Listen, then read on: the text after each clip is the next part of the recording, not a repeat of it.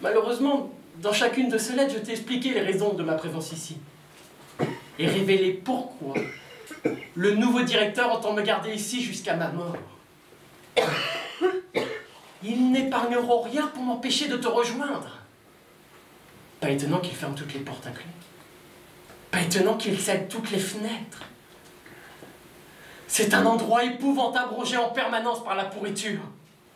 Moi aussi, je reste suspendu à ce milieu pestilentiel, en proie à une lucidité si écœurante qu'il me faut parfois vomir pour pouvoir ne serait-ce que respirer.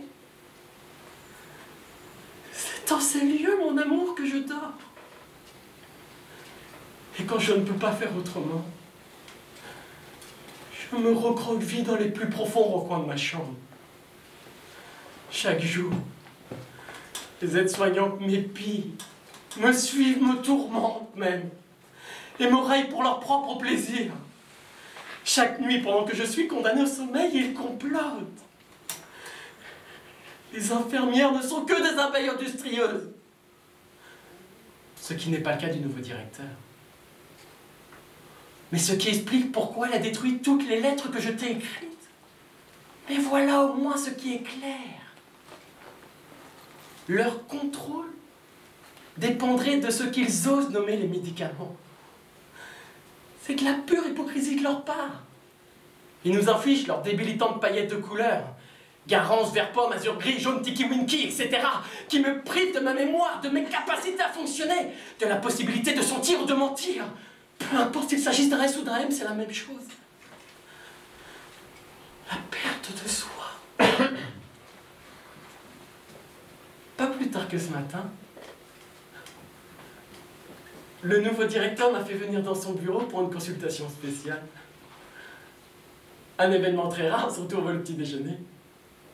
Pendant 20 minutes, il a passé en revue tous mes médicaments, s'attardant sur chaque comprimé, chaque nom, en me répétant que ce n'est pas à moi de décider ce que je voulais ou ne voulais pas prendre, et les choses n'en sont pas restées là. Le nouveau directeur m'a regardé avec ses yeux de fouine. Et il a abordé la question de ces lettres. Selon lui, mon excessive correspondance ne peut que t'accabler. T'accabler, tu te rends compte.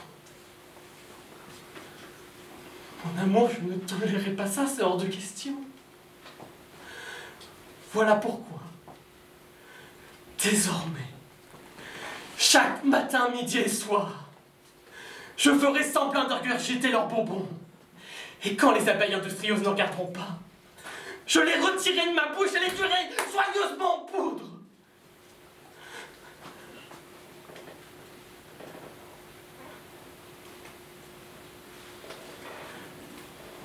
Pardonneras-tu jamais? J'ai embrassé tes joues, puis ta tête. Et à bout d'un moment,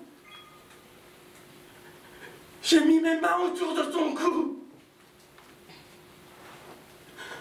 Comme ton visage est devenu rouge alors. Mais tu ne t'es pas débattu quand je m'étais attendu. Tu as sans doute compris ce que je faisais pour toi. Tu m'étais sans doute reconnaissant, oui. Tu m'étais reconnaissant. N'oublie jamais que mon amour pour toi excède mon angoisse à mon tourment mêlé.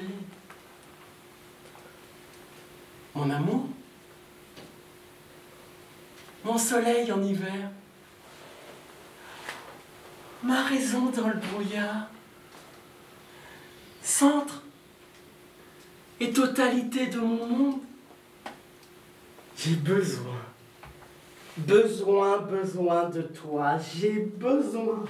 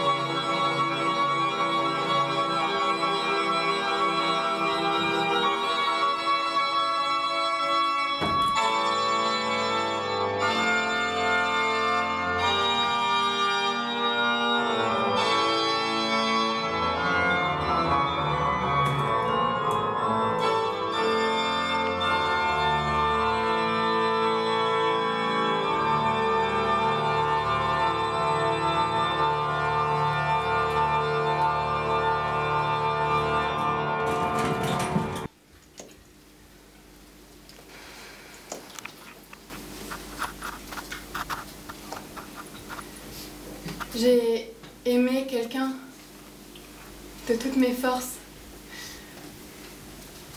Je savais que je l'aimais.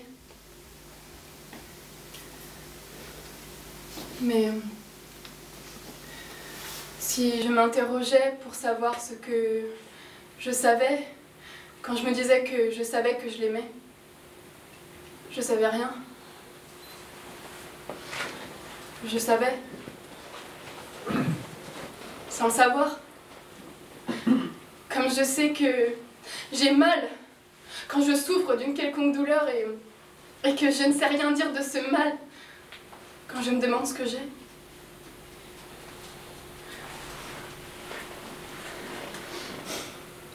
J'étais faite pour aimer. Pour faire de quelqu'un le personnage principal de ma vie. Oui. Le seul et unique personnage de mes jours. Fée, champion, princesse, super-héros. J'ai cru mon heure venue. Quelqu'un fut l'instant de quelques nuits mon maître. Mon souffle. Ma faim, ma folie. Pour après coup tout défaire et... Ma vie s'est laissée par ce quelqu'un emporté. Quelqu'un a ordonné à mon amour toutes les impossibilités possibles à l'amour, au point qu'il lui a donné aussi de pouvoir aimer ce que jamais amour n'aima. J'ai aimé quelqu'un de cet amour de romance, de petite fille, d'illusion perdue qui est le seul amour possible ici-bas. Garçon manqué. J'ai eu si grand désir d'aimer et d'être aimée que j'ai joui de ce désir étincelant, si chaud, si brûlant, bien avant de pouvoir l'assouvir. Le corps dérouté, je me souviens de certaines chutes inexpliquées, de certaines nausées, de maux de tête et de fièvre foudroyante. À l'origine du rien de ma douleur, il n'y a rien. Et ce rien est lui-même le rien de mon amour. Quelque chose que je connais toujours pas. Quelque chose que je peux toujours pas nommer. Amour est le nom que les gens lui donnent quand ils s'aiment. Jusqu'à ce que cela n'ait plus de nom dans leur bouche. Qu'ils couvrent cela d'injures.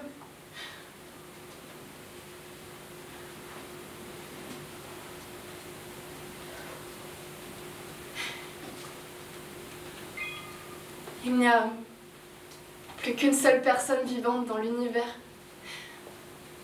J'y ai cru. Comme un saint croit à sa passion et au néant. J'ai aimé quelqu'un.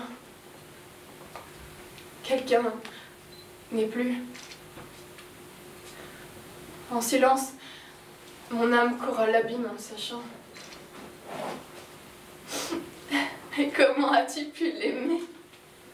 Quelle drôle d'idée incompréhensible que j'ai abandonnée.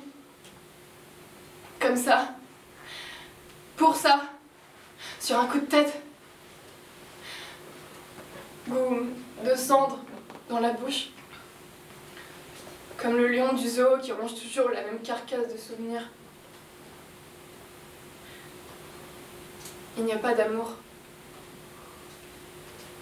Il n'y a pas d'amour. Nulle part. Ce n'est jamais par amour qu'un amant tue sa maîtresse, mais par haine de cet insupportable amour en lui. Je fais ce que je n'aime pas. Et je n'ai jamais fait ce que j'aime. Et si l'amour était un dictateur, le monde était de cire et je ne le savais pas.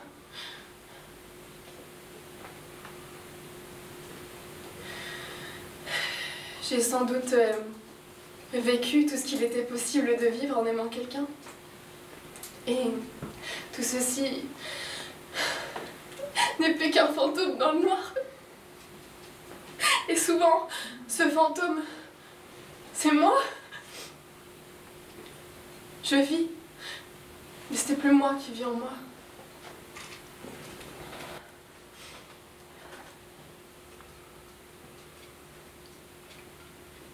Les gens qui s'aiment vivent dans un arbre creux que la foudre a brûlé.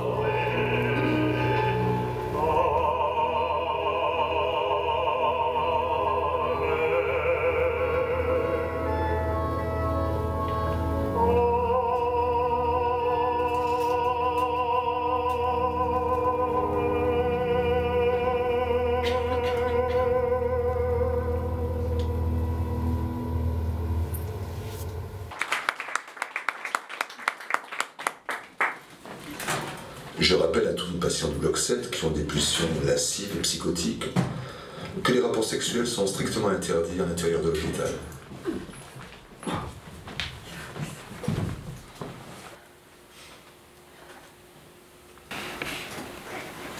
Du début, je me souviens du froid,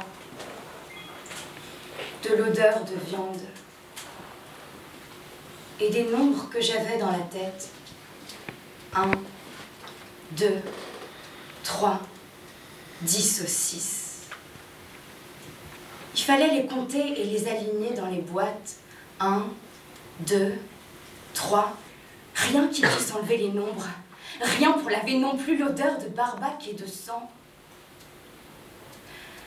Et on s'habitue à tout. Et à un moment, j'ai arrêté de compter dans ma tête. L'odeur aussi s'est estompée. Et la douleur que j'avais au pouce, à force de pousser les saucisses dans leur saloperie boîte. Pour le bruit, par contre, il n'y avait rien à faire qu'à attendre. Alors on entendait toujours le gros bourdonnement des machines et le roulement des tapis. Mais on devenait patient et sans l'envie de crier pour que ça s'arrête. J'avais déjà fait 2 ans sans m'en rendre compte. Ça faisait combien de saucisses, ça? Mais ça allait, il y avait des femmes. Elles avaient 15 ans de saucisses derrière elles. Alors en les regardant, on savait que c'était possible de faire 15 ans là-dedans. Alors j'aurais pu rester 15 ans comme les vieilles. Mais au bout de 2 ans, Rodriguez, le directeur de production, m'a collé sa bite dans la bouche. On joue carte sur table, ma belle. Tu me suces ou t'es virée. Mais j'avais pas emballé des milliers, des millions de saucisses pour me faire virer comme ça au bout de 2 ans, alors que je sentais plus l'odeur, ni les nombres, ni le froid. Il a rajouté, je te demanderai qu'une chose, ma belle. Que des pipes. Parce que ta bouche, on doit être à l'aise dedans. Et moi, j'aime pas les gros culs, et toi, t'as un énorme cul. De toute façon, j'avais déjà fait oui avec la tête.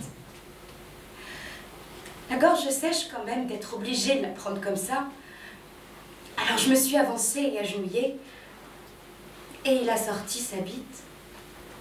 C'était une toute petite bite, et ça m'a rassurée un peu. Je me souviens de l'odeur et du goût. Il m'appuyait fort sur la tête, et même petite, sa bite venait buter contre le fond de ma gorge.